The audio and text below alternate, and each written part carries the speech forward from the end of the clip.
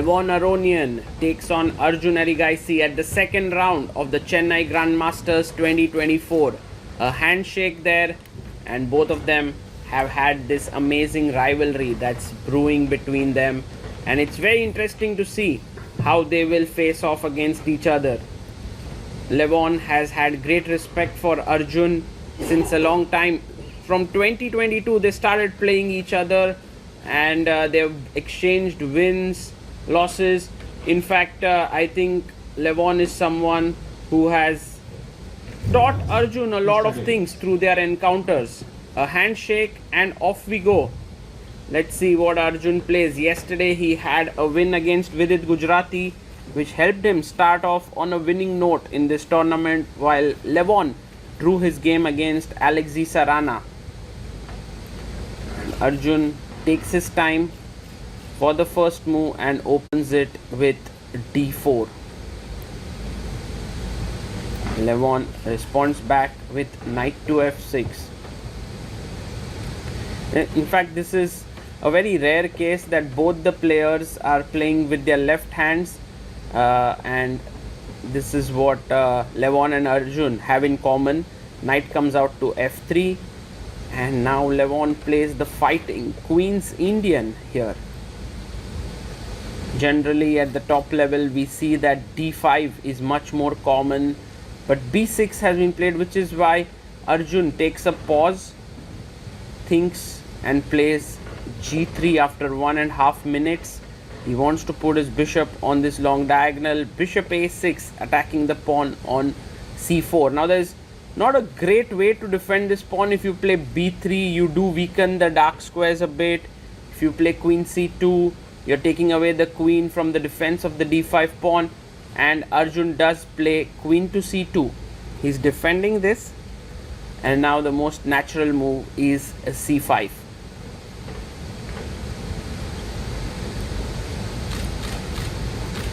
Levon goes for it. He pushes his pawn to c5 in the center.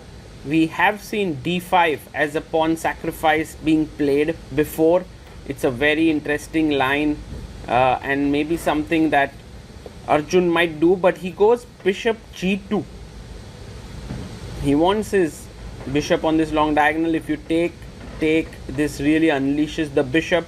So he plays knight to c6, and now pawn takes pawn. Maybe this is something that Arjun has prepared.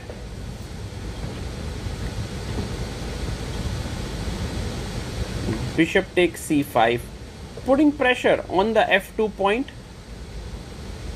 threatening knight b4, knight d4. These are all the squares there, and a3 played by Arjun. You can see the time on his clock. He has 1 hour 16 minutes. Levon is very well prepared. He has 1 hour 32 minutes. The bishop comes back to b7.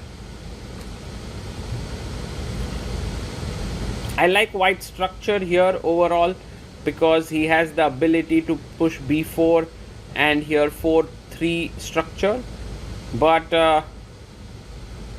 black also has a pretty good one here. Rook c8, maybe queen c7, typical Sicilian like structure here, hedgehog like. Levon castles and moves out from the board. He's strolling around. Arjun goes d4.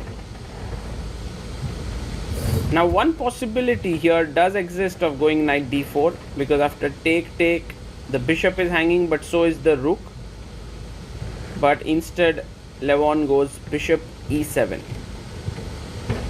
The bishop comes to b2 on the long diagonal.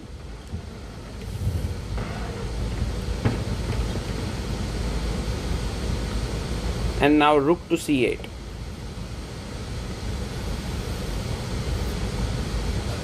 Putting pressure down the c file, maybe preparing to push d5.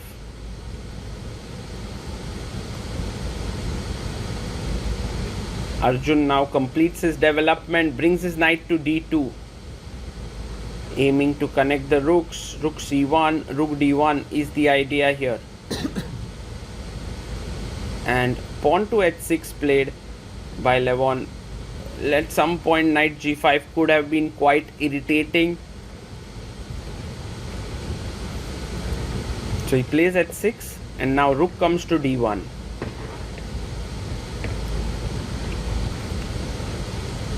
Levon has 1 hour 15 minutes. He takes couple of minutes and plays queen to c7. It's interesting how this position is very calm, sedate and slowly building up. Arjun brings his last piece into the game with rook c1.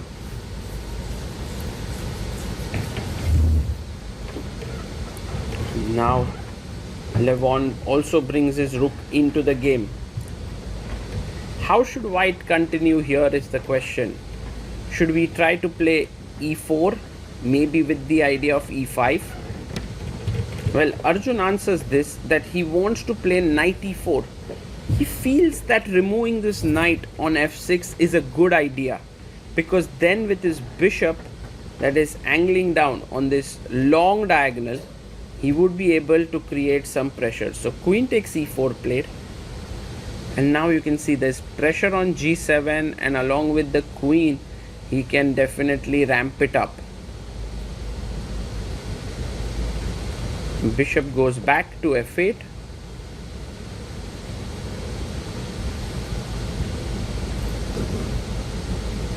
And let's see how Arjun continues. He places his queen on the e3 square away from this diagonal. He likes the queen here. And Levon improves his knight's position with knight e7. Maybe the knight will jump to f5. After the queen moves, maybe he can look for the d5 break. But I love this move. h4 by Arjun. What a move this is. He's trying to gain some space. He wants to play h5 maybe.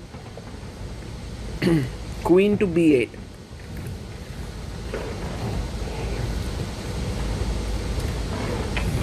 And now black is preparing a break in the center with d5.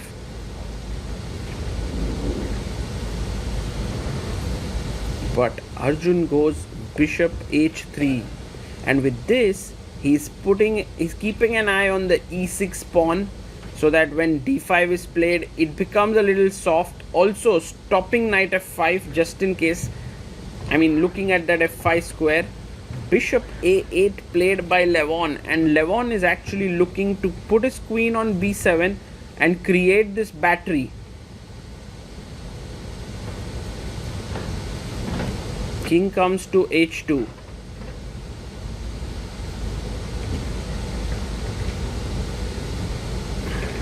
Improving his position here,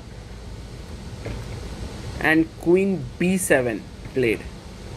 You can see how the bishop and queen have lined up on this long diagonal. But Arjun, what is his next plan? Rook d4. Such creative play by Arjun.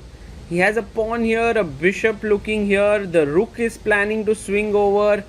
Amazing, absolutely amazing play. And I love this move that Levon has played. A great defensive idea, looking opposite the queen, maybe threatening e5 at the right moment. And now it's a good idea to move the queen away, but instead he goes rook f4, which is not a good move, because e5 is extremely strong. Because if you take here, I have knight g6, and you can see the power of the rook on e8, but instead he goes b5. He's like, if you take here, I'm going to play knight d5 and 4q on e3 and f4. So that's the pawn sack idea that Levon has, and now Arjun is made to think a lot. He's already behind on time, and he plays his knight to e5, attacking here.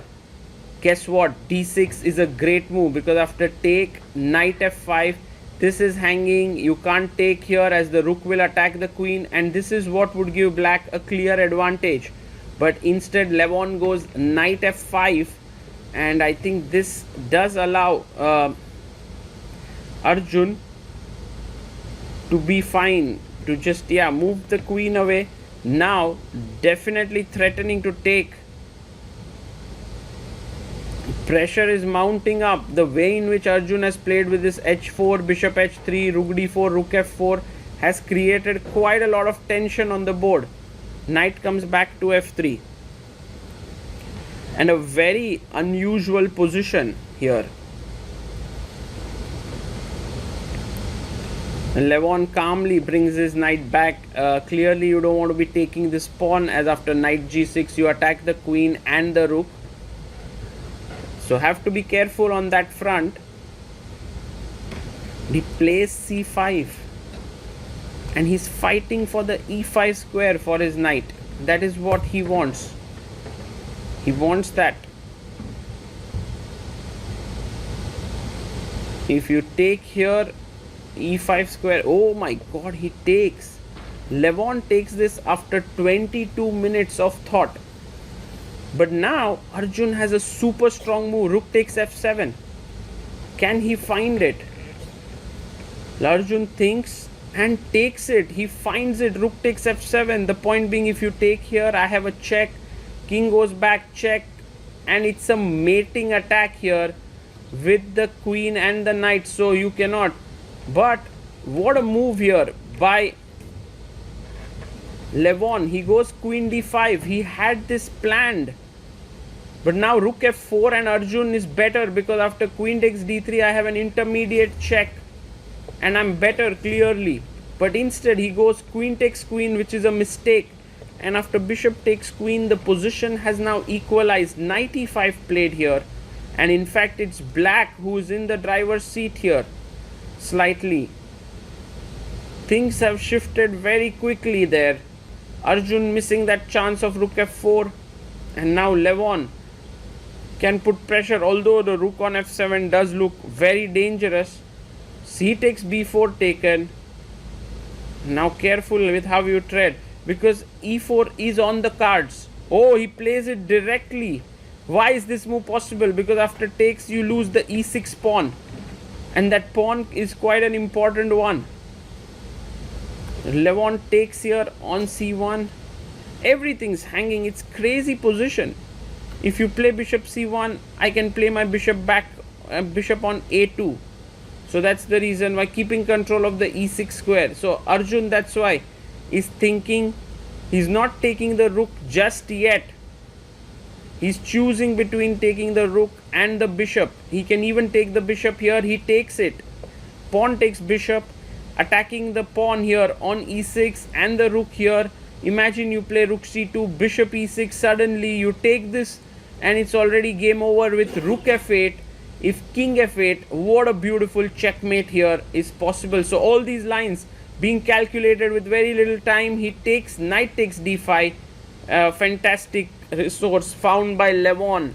He's now going to be a piece down after the rook is captured, but he will get it back with bishop d6. Now the knight is going to fall, because if it moves away, the rook is hanging. Well, even here, knight d5, bishop c1, and now rook takes a7 has been taken. Levon can now pick up the knight. And although black is currently a pawn up, he's going to lose that. And the position is now going to come towards equality. A takes b4.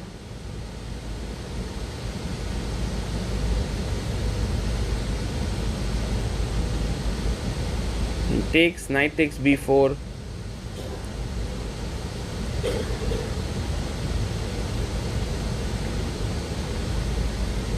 And rook to b7 maybe to gain back the pawn. Yes, he plays rook b7.